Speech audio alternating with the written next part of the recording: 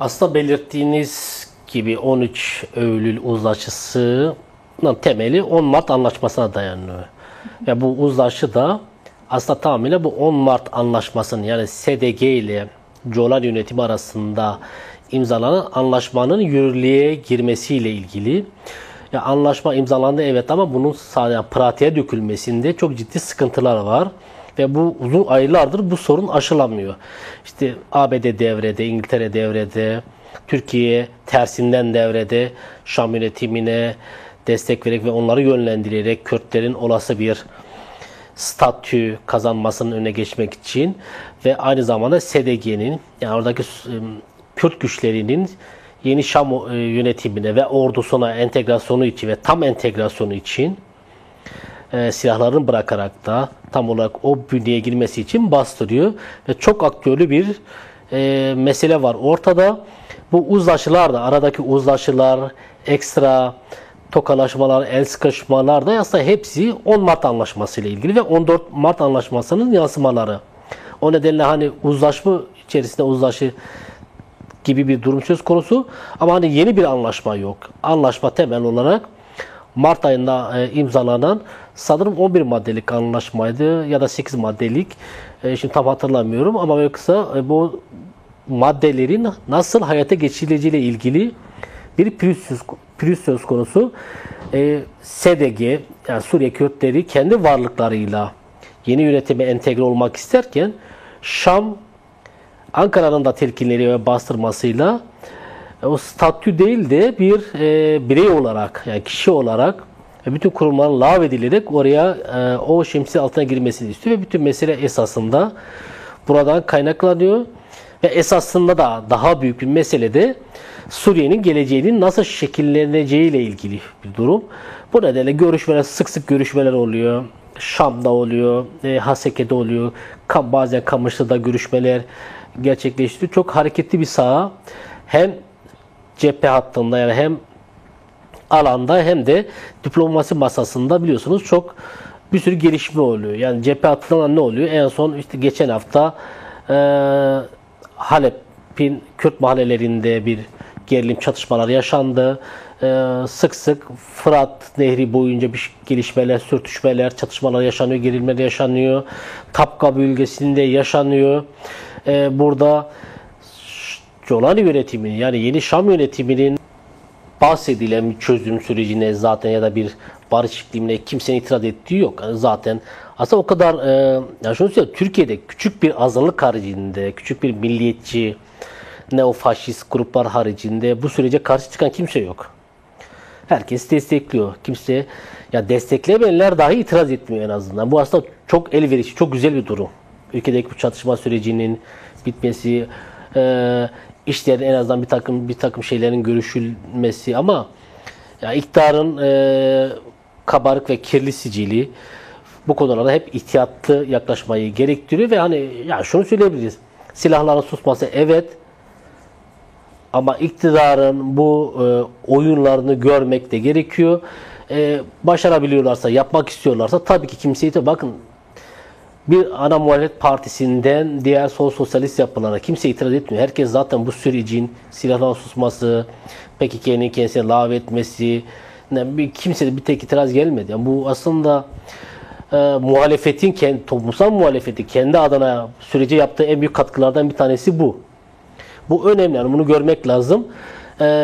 Yapıyorlarsa ne ala.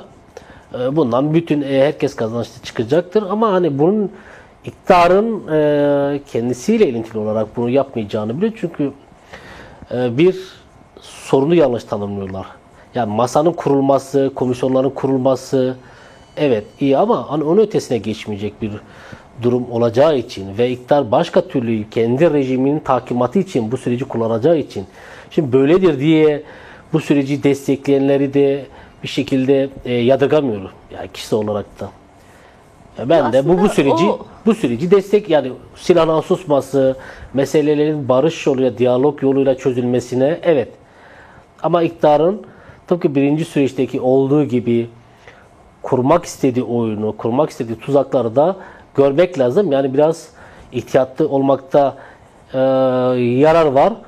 Öbür türlü tabii ki olması gereken durum. Evet. Ya zaten özellikle sürecin başından beri ciddi bir temkinlilik hali, herkes de aynı zamanda masanın devrilmesine dair, devrilip bir önceki sürecin benzeri bir süreç örülmesine dair bir tedirginlik hali muhakkak var. Ama evet. Da görüyoruz. Yani iktidar 2 gün sonra, 2 ay sonra ya da 2 hafta sonra ya da anket şeylerine, kamuoyu şeylerine göre masayı devirmemesi için elinde bir neden yok. Ve devirdiğinde yani o masayı devirmemesi için bir garanti yok. Ya bir mekanizma yok. Çünkü tamamen tek taraflı sürdürülen esasında bir durum söz konusu. Hani o masayı devirmemesi için bir takım mekanizmalar olsa çok daha bu süreç destek bulacaktır. Çok daha kitleler o ihtiyatlı, endişeli durumu, endişeli hali daha minimalize edeceklerdir. Şimdi Erdoğan'ın ne derler? Kafasını tasa attığında ne diyorlar ona böyle masayı devirdiği zaman an meselesidir. Ve arada hiçbir şey yok. Yani şimdi biz Kürt kaynaklarla ya Kürt kaynaklarla da Kürt yetkililerle siyasi bu ihtimalle konuştuğumuzda da hani bu endişelerimizi söylediğimizde de evet atarsa atar, atma ihtimali de zaten var, atabilir de ama hani en azından denemiş olduk. Bu onların yani taraflardan bir tanesinin kendi bakış açısı. Çok da yanlış bir bakış açısı değil. Ama bu süre zarfında ülkeyi başına getirdiği iktidarın bunlar şimdi bu meseleyi kullanaraktan ülkede başka türlü bir dizayn içerisinde hak ve özgürlükleri askıya alıyor. İşte operasyonlar belediyelere, muhalefet, bütün muhalefet partilerine yönelik, belediyelere yönelik operasyonlar bir otoriterliğe hızla gidilen bir süreç söz konusu. İşte yani o zaman da masa devrilirse evet o taraflardan biri bıraktığı yerden başlayabilir mesele. Ama burada yani ülkenin büyük bölümünde süreç öyle olmayacak. Yani bıraktığı yerden hayata devam edilemeyecektir. Çünkü sınırsız bir şekilde bir önünü açmış olacaktır. Bu endişe ve bu kaygı zaten görüyoruz, yaşıyoruz. İşte muhalefet partinin ana kent belediyeleri, büyük şehir belediyelerine yönelik operasyonlar, diğer toplumsal muhalefet yani sokağa çıkan, söz söyleyen hemen herkese yönelik o yargı gücüyle, polis gücüyle, kolluk kuvveti gücüyle gitmesi zaten hani iktidarın neler çevirdiğini ya da neler yapmak istediğinin bir özeti gibi. Ya şimdi şöyle ülkenin büyük bölümünde hızla otoriterleşirken bir açık aslında diktatöryal bir hatta doğru sürüklenirken ülkenin herhangi bir yerde ya da herhangi bir meselede özgürlükçü, demokratik bir çözüm getiremezsiniz. Bu aslında meselenin doğasına aykırı. Yani iktidarın esasına, karakterini, yapısını bilmek gerekiyor. Bu şu demek değildir. Tabii ki yaparsan ne ala zaten kimse itiraz etmeyecektir. Kimse de yok demeyecektir o mesele çözülürse. Ama genel hattı itibariyle kendi rejiminin takimatı için bu kadar baskıyı arttırırken bu kadar tek adam rejiminden bahsediyoruz. Bakınız bu tespit Kürt siyasi hareketinin de tespiti. Tek adam rejimi, saray rejimi, hatta açık faşizm olarak da ifade ediliyor Kürt siyasi hareket tarafından da. Böyle bir yapı varken diğer tarafta bu en böyle kronikleşen bir meseleye dair bir çözüm meselesinde bir samimi olmadığını, yani bu meseleyi hakikaten hakkaniyetli bir şekilde çözmeyeceğini söylemek, bu çok hani böyle niyet okumak değildir. Buna rağmen yapıyorsa buna da kimsenin itirazı yok. Zaten kimse itiraz etmiyor. Ama burada iktidarın hani büyük oyununu yapmak istediklerini görmek lazım. 2028 seçim var ve Erdoğan anayasaya rağmen bir kez daha aday olacak. Bir kez de bu rejimini bir şekilde sürdürmek isteyecek ve bu yolda da bir takım adımlar atıyor. Bu meselede de ben buraya çok fazla saplanmak istemiyorum ama hani başka belki bir konuya geçeriz. Meseleyi de kendi özgür iradeleriyle, kendi içsel dinamizmiyle biz bu meselemiz var. Kürt meselesi var. 100 yıldır devam ediyor, hatta daha uzunca bir süredir. İş kangrenleşti. Biz bu işi çözelim. Kürt yurttaşlarımızla barışalım. onların hakları, hukukları verelim diye başlamadı. Nereden başladı? İsrail, yani Orta Doğu'daki gelişmelerle ilintili olarak başladı. Ya Orta Doğu'daki, o yüzden ısrarla vurguluyorum her seferinde, birkaç da programımıza geliyor. Her programda da vurguluyorum, bu programda da vurguluyorum. Orta Doğu'daki tablonun bütününden bağımsız ayrı ele alamayız ve Türkiye'deki gelişme de zaten oradan geldi. Yani İsrail geçen sene Ağustos ayında önce Tayyip Erdoğan, sonra Bahçeli, İsrail Türkiye'ye saldıracak argümanı üzerinden bu mesele alelacele hızlandırıldı. Alelacele ortaya atıldı. İşte 1 Ekim tokalaşma, 22 Ekim Bahçeli'nin meclisteki konuşması, sonra 27 Aralık ilk İmralı heyetine gitmesi, sonra 27 Şubat ortak çağrının, Öcalan'ın mektubunun, çağrısının bildirisine gelmesi vesaire, böyle bugüne kadar gelindi bir mesele. Evet. O nedenle hani zaten bunu, o yüzden mesela her konuşmada bütün AKP'li yetkililer, bütün bu arada Kürtler de bu meselenin Suriye endeksi olduğunu söyleyip içerideki komisyon, içerideki çözüm sürecinin de Suriye'deki gelişmelere bağlı olduğunu ve yüzünün oraya dönük olduğunu, bakın açık kaynaklarda daha geçen hafta açıklamalar, ondan önceki haftalar. Şimdi biz, bu meselemiz varsa Suriye'deki gelişmeler tabii ki iç içe, tabii ki birbirini tetikleyen bir şeyler. Ama Suriye'de öyle olur, böyle olur. Başka türlü olur, hiçbir şey olmaz. Buradaki asıl ana gövdeyi niçin oradaki bir meseleye bağlıyoruz, yani bağlanılıyor ve niçin orada? Ya Suriye'de çözüm, örneğin hiçbir adım atılmazsa, SDG ile Şam masayı devirirse otomatikman burası da devrilmiş olacak. Çünkü oraya endekslendiği için. Sıkıntı burada. Samimi olmamak burada. Ama sizin bu Kürt meseleniz var. Ve bu meseleyi hakikaten eşit yurttaşlık temeline veya başka türlü bir şekilde çözmeniz gerekiyor ve bunu Suriye'ymiş, Lübnan'aymış, Gazze'ymiş, Orta Doğu'ymış, İran'aymış ya da Ukrayna, neresi olursa olsun hiçbir yere bağlamadan kendi meselenizi çözerseniz, çünkü Kürt sorunu var ve 100 yıllık bir mesele.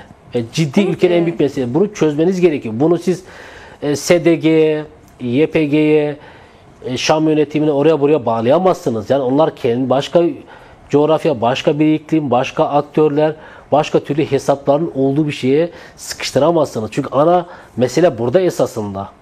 Evet değerli vardı. Gerçekten evet. 100 yılın üzerinde olan bir sorun ve bunun çözümü de yani gerçek anlamda kalıcı bir çözümden, demokratik bir çözümden bahsetmek için cidden daha uzun bir yolda var. Yani çok uzun tartışmaları da yapmaya biz de devam edeceğiz.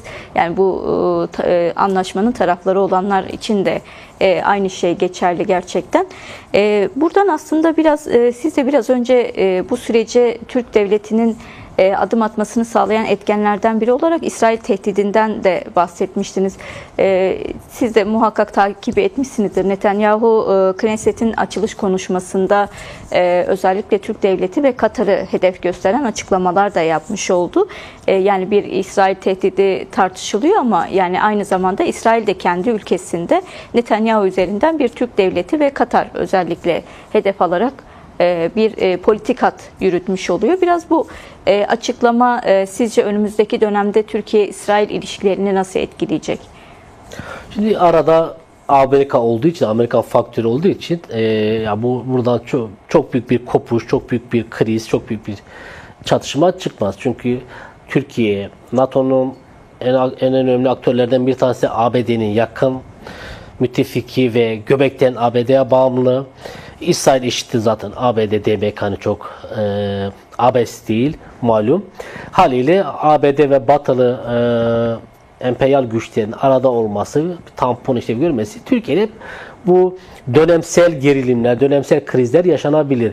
Şimdi Netanyahu'nun Türkiye ve Katar'ı hedef alması ya da eleştirilmesi ya da suçlamasının onun maddi temelleri de var. Yani adam şunu yapıyor, Türkiye'nin Suriye yönetimi üzerinde etkin olmasını istemiyor.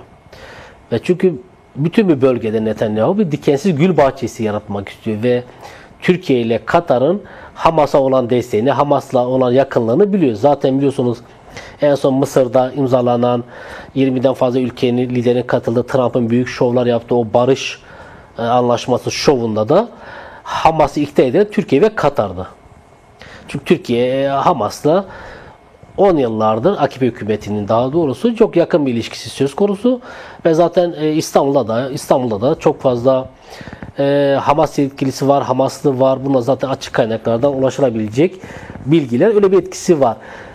Netanyahu da Hamas'ı kendisine düşman bellediği için ve soykırımcı, yayılmacı politikalar güttüğü için Hamas'ı ve diğer Filistinli örgütleri kendisine bir yük olarak görüyor.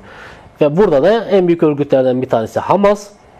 Hamas ve dolayısıyla Hamas'a destek veren bütün ülkelere nefret kusuyor ve hedef gösteriyor ve bu onu kendi yani İsrail iç politikasında da bir şekilde elini kolunu rahatça sallamasının önünü açmış oluyor. Bak hep çünkü o güvenlik meselesini, Hamas tehlike, terör meselesini kullanarak işte Hamas yapıyor. Yanlar kim bunlara destek veriyor? Bu iki. Çünkü niye Birleşik Arap Emirlikleri, Suudi Arabistan değil?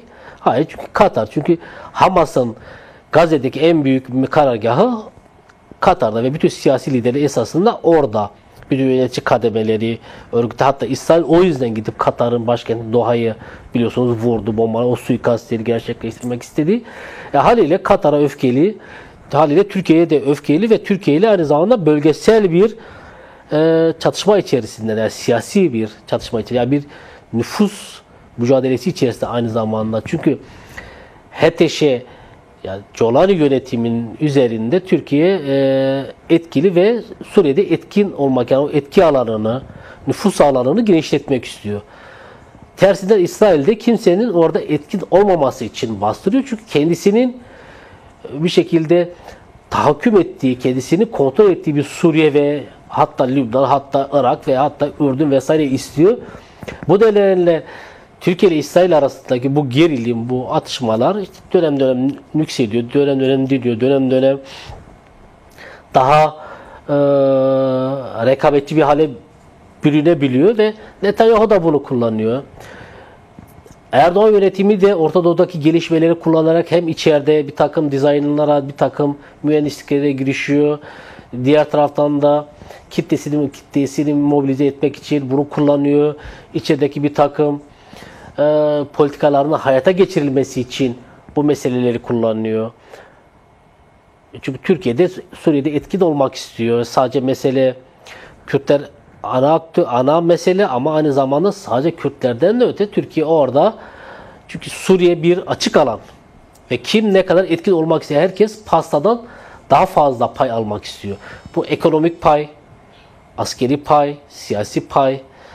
Çünkü bu aynı zamanda hem küresel güçlerin hem bölgesel güçlerin, Türkiye gibi, İsrail gibi, İran gibi bir rekabeti, bir nüfus mücadelesi aynı zamanda söz konusu. Hal böyle olunca da herkesin bir şekilde dirseği birbirine değiyor. Herkes birbirinin önüne geçebiliyor, yolunu kesebiliyor. Böyle olunca da bu meseleler sürgüt böyle devam ediyor. Yani daha bitmeyecek. Çünkü Orta Doğu ve Suriye'deki gelişmeler bir nevi daha yeni başladı esasında. Ve daha çok tartışacağız sanırım üzerine. Çok 10 yıllar. Bu birkaç yılda da bitecek mesele değil. Evet. 10 yıllar daha nasıl bizden öncekiler bu meseleleri konuştularsa, bu boyutuyla olmasa da ama aşağı yukarı koşullar benzer.